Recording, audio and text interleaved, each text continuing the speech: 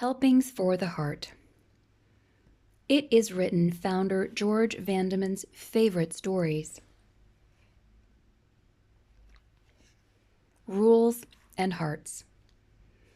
A friend of mine shared a personal experience that helps me understand what it means to obey God. As a boy, my friend attended a little country school, 13 students in 8 grades in one room. The teacher was a 17-year-old girl fresh out of school. As you can imagine, she had her hands full keeping law and order. Soon her struggle to maintain discipline became a losing battle. One afternoon outside the schoolhouse, my friend joined his peers in complaining about classes. He voiced his dislike for the teacher, how much he hated her rules, how much he wished she would go away. Just then, he happened to glance through the open window. There stood that poor teacher, her shoulders quivering with sobs. The sight of her sorrow pierced him like a sword. He realized now that misbehavior meant more than breaking a rule. He had broken a heart. Overwhelmed with remorse and repentance, he determined to become a new boy. And he did. This is the realization we need. We need to learn that indulging in sin means more than merely breaking God's law. It also breaks his heart.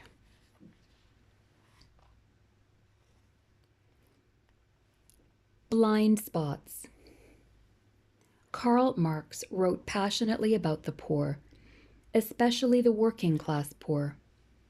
His Communist Manifesto is a famous battle cry for the downtrodden masses to rise up and seize power from their rich oppressors.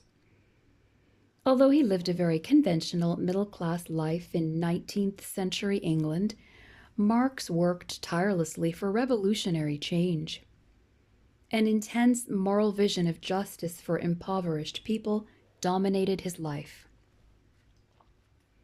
But there was one impoverished person he seemed incapable of really seeing. For many years, Helene Demuth worked faithfully as a servant for the Marx family.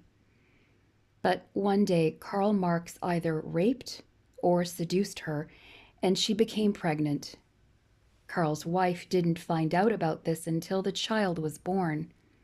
It was a son named Frederick Demuth. Karl Marx had only daughters and badly wanted a son. But he denied any connection with Frederick. The boy grew up without a father. Karl Marx would have nothing to do with him. He was busy creating the legend of a revolutionary hero. The rape of a servant girl just wouldn't fit.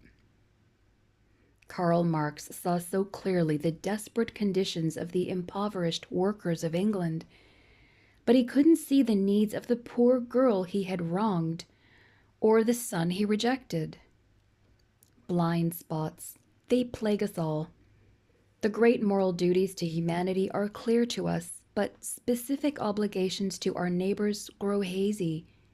The faults that stand out so sharply in others are all but invisible to ourselves.